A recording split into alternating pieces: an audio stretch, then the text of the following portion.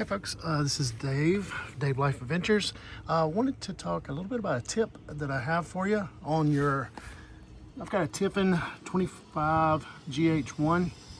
It's a 2025 GH1, and this is the city water outlet. You can notice that I've got a quick connect on this, and I've been going with this for a little while, but I have always wanted to kind of cap it off and protect it from dust and dirt getting up in there, especially when going off-road. So I have 3D printed a cap for it, and it goes right on, nice and snug, not going anywhere.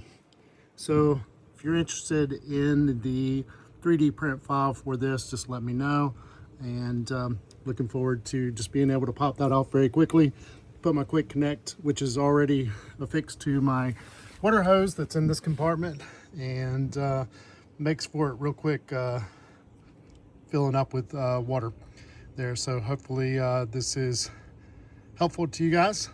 If you like this, be sure to like and subscribe and hit that little notification bell and get notified whenever a new video comes out.